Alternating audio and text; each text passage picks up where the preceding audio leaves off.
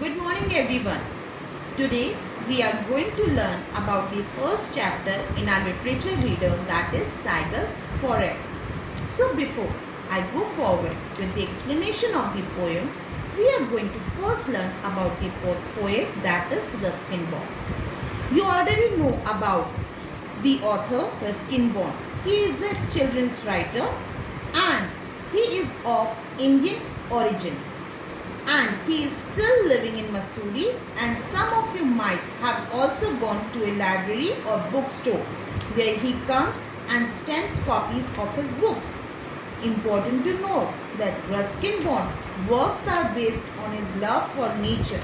So whatever he writes is basically directly related to some way or other nature. Now we may start with the text of the poem.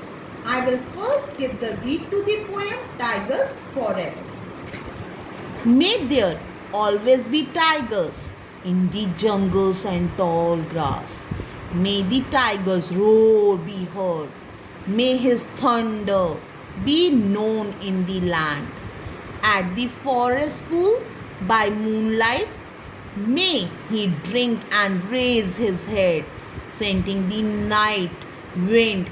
May he crouch low in the grass when the herdsmen pass, and slumber in dark caverns when the sun is high. May there always be tigers, but not so many that one of them might be tempted to come into my room in search of a meal.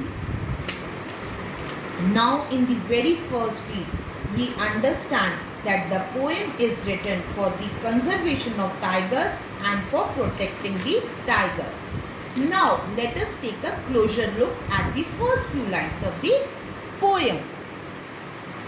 The poem starts with the word may, given it a prayer-like tone for the security of the tigers. Why is the poet giving a prayer-like tone to the poem?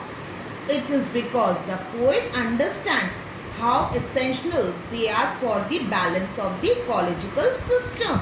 He also wants that the tiger roar to be heard is the thunder to be known in the land.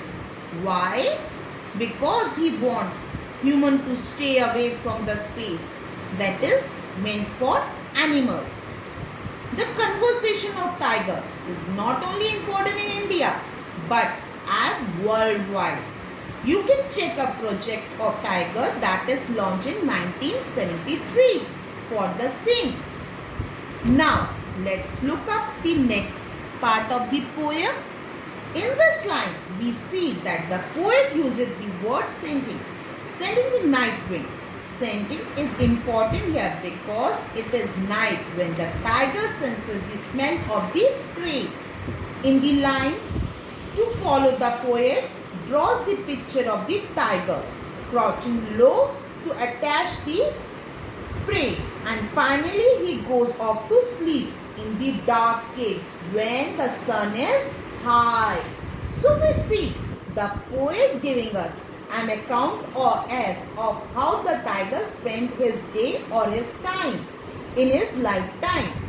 This we again see the repetition of the line. Maybe there always be tigers. This has been done to emphasize the main point that is suggested in this poem, that is conservation and preservation of the tigers. Now the poet shifts from the serious tone to make a poem little humorous. The lines, but not so many that one of them might be tempted to come into my room in search of a meal.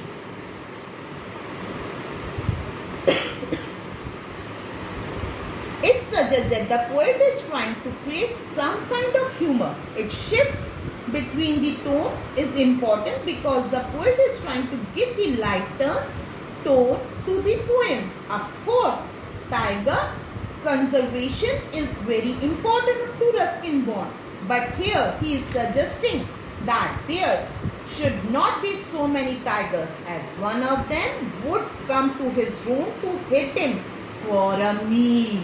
So in the end, I would repeat that the poem is about conservation and preservation of tigers. Thank you.